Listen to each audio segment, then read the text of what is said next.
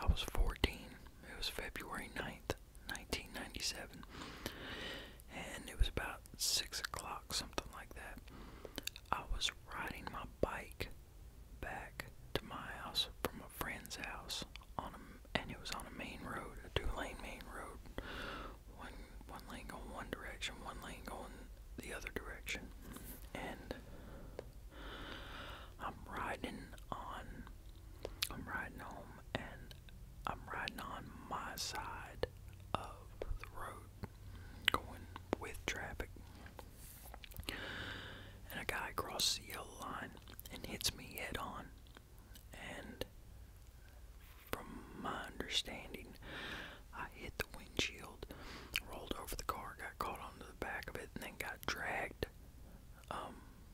for a little bit because I guess the guy was going to run because he didn't even have a license or anything like that. So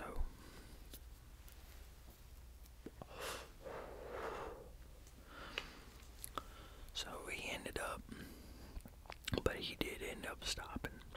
So, you know, the ambulance and all that ended up coming, and they flew me to Charlotte, North Carolina. It's like an hour away from where I lived. They flew me to Charlotte, North Carolina. Well, I might have went to my local hospital first. I can't remember. But they ended up flying me out to Charlotte. I had a open book pelvic fracture. Now, at the time, not many people lived through that. I don't know if that's changed or what, but so yeah, I had an open book pelvic fracture. My left thigh bone is what the femur. It was a section of it from the x-rays that I seen, like that much of it looked like crumbs. And I got a big scar there from where it was ripped open and where there's a metal plate in there now and everything.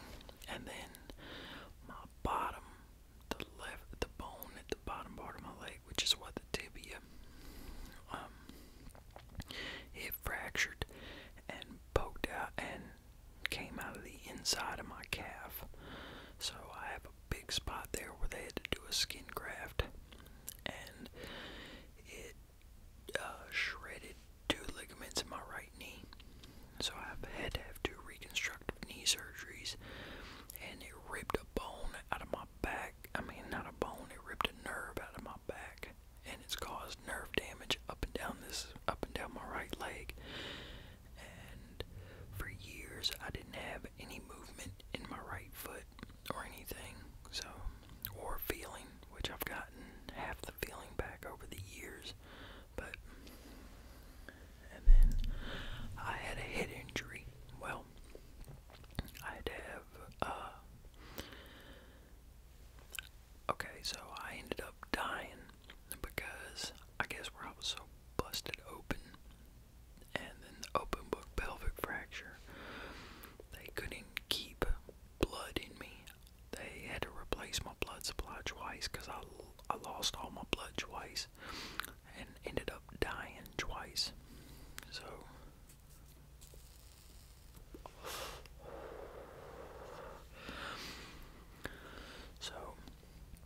I ended up dying twice, and my experience with that was I didn't see anything. It just went black. And since it's driving me nuts, there's one of my hairs on there. But yeah, so I ended up dying twice because of my blood supply running out on me, and I didn't see anything either time. It was like, because everything just went black, and since they brought me back, it was like going to sleep and not dreaming. There was nothing. That was it. So it's ended up causing a lot of death anxiety, and I had that for a while in my 20s, and then it disappeared for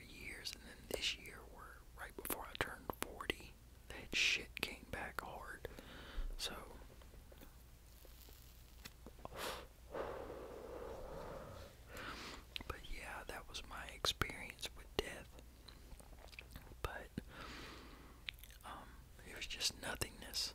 And I've tried to believe. I've tried to believe different, but I can't. All I believe is that there's nothing after this, and it fucks with me because I love me, and I don't want to cease to exist. So, yeah, like I said, I've tried to believe different, but I just can't. I believe more on the side of science. But, like, what happened with all that? Oh, well, I'll get into this first. But for a few years after, it's weird because even though I didn't see anything, it's kind of like I had a connection with the other side. And, like, once I turned 15, I quit school and all that, so I'd go outside in the middle of the night and smoke, and there would be times I could see stuff, like a person walking, and I could see straight through it, and I'd hear kids playing at like 5 o'clock in the morning. I could hear kids playing, but I couldn't see it. I wouldn't even see anything. Come to find out, the neighborhood that I lived in at the time was built on an Indian burial ground. So I find that really interesting. And then another thing that I had happen while I still lived there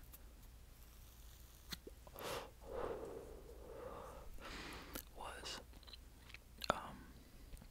one night I went outside to smoke. I think it was like 2 o'clock in the morning, somewhere around in there.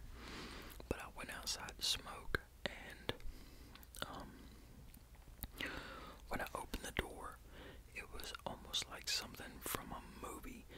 There was a dude, I guess, all black, long black hair, looking down. He wasn't looking straight forward at me, but looking down. I jumped back and shut the door. I jumped back, slammed the door, and it was crazy because it was fall. It was like October now. My yard had a lot of trees in it, so there was leaves everywhere.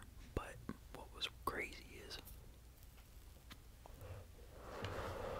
my dog was laying under an end table right next to the door. He never moved until I got up and until I opened the door and then jumped back and everything. He never moved. So what's weird about it is, if that would have been a person, he would have heard that person walking through the leaves. But he never moved until I opened the door and then jumped back. And then whenever I opened the door back up, there wasn't nobody there, and I never heard anybody walk back through the yard, through the leaves or anything. Well, like 2 weeks after that,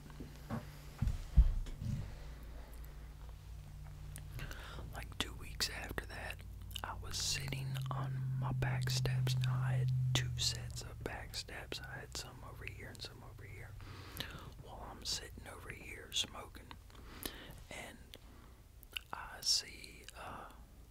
see the same thing, the same person, whatever the hell it was, like over here in the caddy corner from me, because I had like part of a porch too.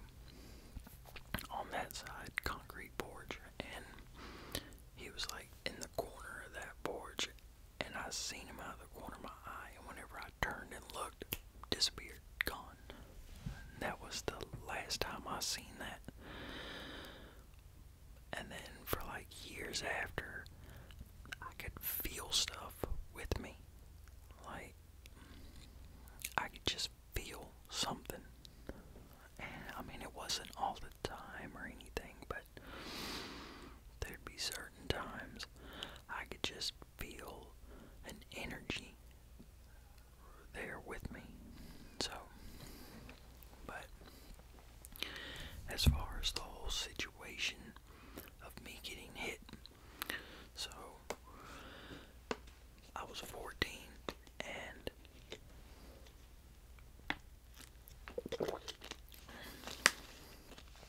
was riding my bike with traffic, even though there was none on my side of the road.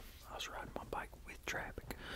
Well, what he said was that I was on his side of the road riding against traffic, and there he was coming out of where the road kind of curved a little bit, and he said he was doing 55 miles an hour. But what he said was there was a car that was in front of him that was fish,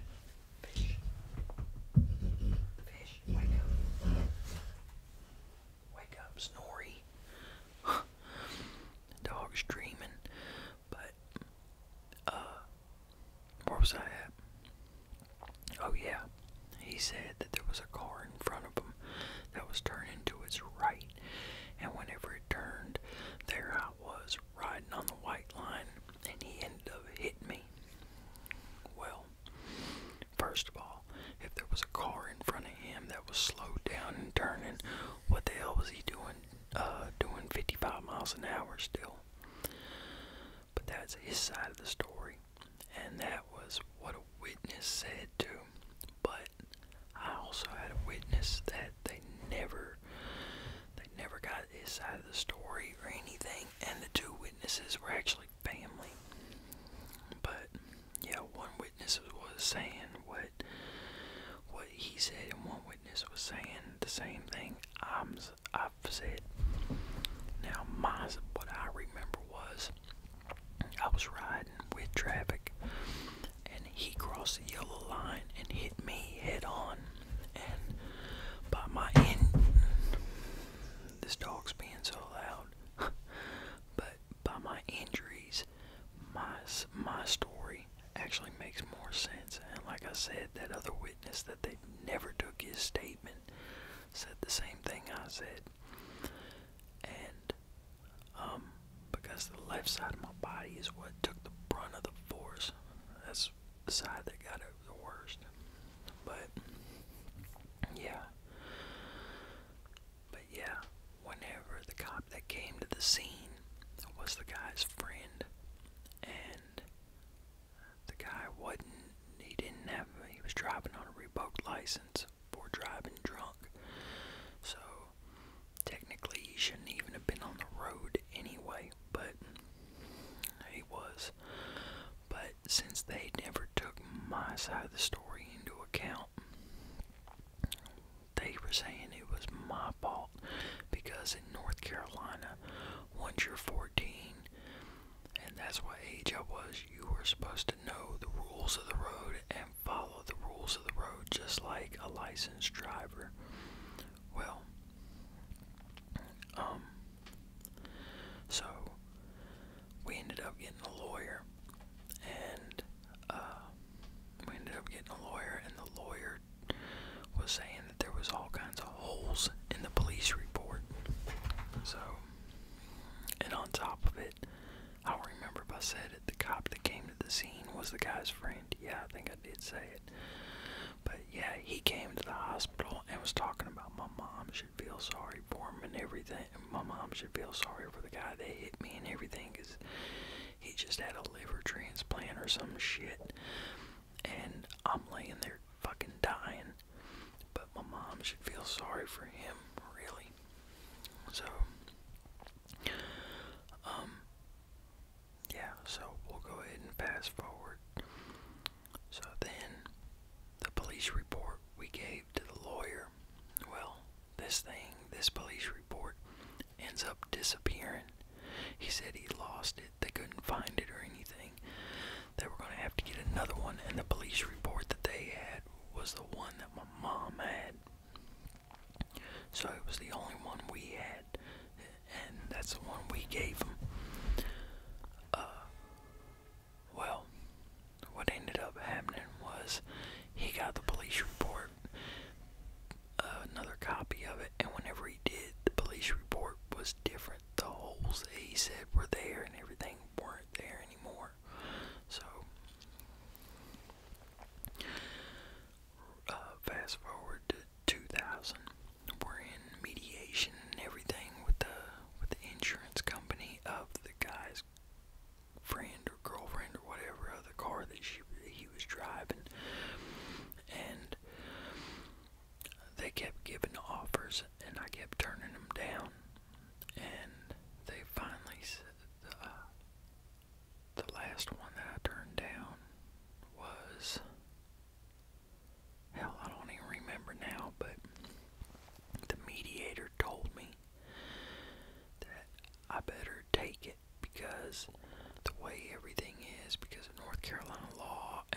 this, and that, I was probably gonna lose. And if I did lose, I was gonna have to pay my court cost and his. So here I am. I was 18. I was homeless at the time. I was on crutches because I just had a surgery on my foot, because where the nerve damage in my right foot was, I pulled a piece of dead skin. Like a few months before that, pulled a piece of dead skin. It ripped into live skin. And at the time I was 18. Whenever I did it, I was 18. I was in great shape. Still rode bicycles and everything. So I was just like, you know what? I'm in great shape. I heal fast and all this and that. And I just bandaged up, kept going to work every day and everything, and it got infected. So they had to do a surgery, and which didn't work, so I ended up having other surgeries. But yeah, I was on crutches, so I'm sitting here looking at it. I'm like, I have no money. I can't work right now or anything like that. So I went ahead and fucked up and took the settlement, which I probably should have went to court. Probably should have fired my lawyer, got another lawyer, and went to court and took it to trial, because I probably could have won, but I didn't. But after lawyers and all, I got like $2,500, which is crazy because my doctor bills from initially getting it were over $1 million. So I took the settlement, and here I am. So, but yeah, there's a little bit more to the story. Like, I mean, for as time went on and everything throughout the years, because I still have the problems out of my foot. They've wanted to amputate my foot since 2005. I won't let them, because I'm absolutely terrified of letting them take my foot, because I kind of feel like that might just break me mentally. And on top of it, I've read the mortality rates of below the knee amputees, and they're not good. And right now I have this thing damn near closed up, but I'm pretty sure the osteomyelitis is still there. So the skin keeps trying to die as it's healing. But I don't know. I might break and let them do it eventually. Maybe not, because I've seen other stuff that could probably heal my foot. So I don't have the money that it's gonna take. But yeah. So that's my experience with death, y'all. It was nothingness. That was it. It just stopped. Everything that was it. So, I hope y'all enjoyed the video, and I'm about to get off here, let my phone recharge, check these couple sweet potatoes I have in the oven, and I'm probably gonna drop another video tonight. And it's would you rather questions that I've came up with over the past like week and a half. Some of them are funny, some of them pretty like real shit and everything like that. So I'm gonna rewrite them out and categorize them and stuff like that probably.